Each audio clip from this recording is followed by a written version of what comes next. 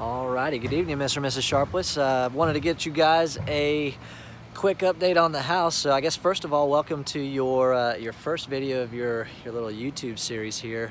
Again, this is just kind of my way of keeping you guys updated on your home site out here. So like I said, I usually like to do this throughout every phase of the build. Concrete would have been our first phase, so I'm going to kind of give you guys some information on the concrete while I shoot the rest of this video and kind of talk about some of the stuff we have going on as far as framing too. So hopefully this is an exciting day for you. I'm not sure if you guys have been able to see the home side at all lately or not, but as you guys can see, we're starting to go vertical on the house. So this is actually about the third day into framing here. They give, again, 9 days to frame the house, so it goes rather quickly. All of your trusses are actually sitting right over there. I'm just not allowed to have them sitting in the street, so had to kind of separate them a little bit. So we're going to work on that floor system over the next couple days, get the floor system in, then they're going to start on that second story. So it all goes relatively quickly, so I wouldn't be surprised mid next week they're almost close to being done, and then I can get in there and start doing my inspections and get my punch work done. So it's kind of where we're sitting at from the outside of the house. I'll take you guys inside real quick just to kind of show you the inside of the house. Hopefully you guys will still be able to hear me okay. Come in through the garage entry here. All right, I know it's kind of hard to tell what's what here, but just kind of give you a little panorama here. So this little doorway right here is going to be the garage to house entry. As we pan over there. So that's how you're going to get into the house from the garage. But a couple cool things I want to point out to you. You talked about the our PCS standards at that build quality introduction meeting that we had. So just kind of highlight some of that stuff to you real quick. So this is a really good time to kind of take a look at stuff like this. So this is what we call our sill sealer here.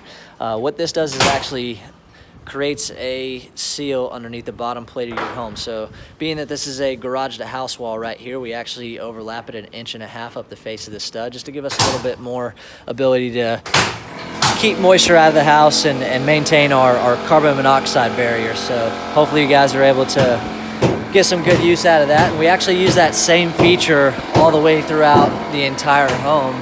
However, the installation of it is just a little bit different. So we'll go to the back of the house here and I'll try to show you it right here, but right underneath the bottom plate right there, around the entire house, we still use that seal sealer. Again, it creates a good little penetration sealant.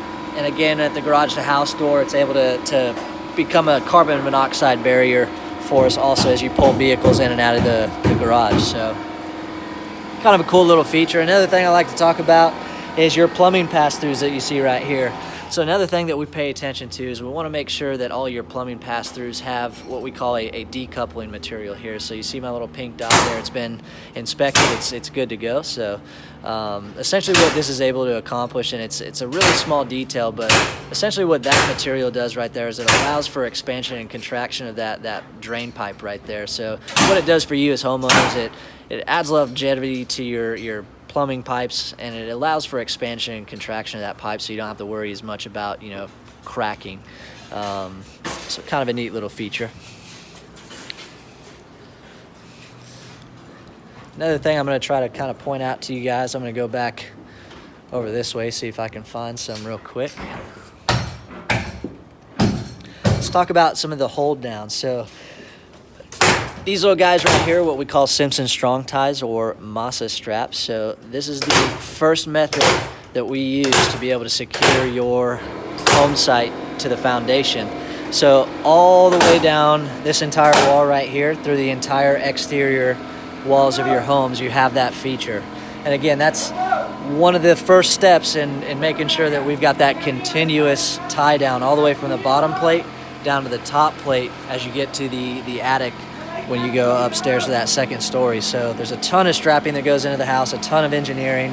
Our houses are almost over-engineered in my opinion, but it's definitely a good thing. We definitely have some hurricane ratings and seismic values that we have to meet in order to attain those numbers.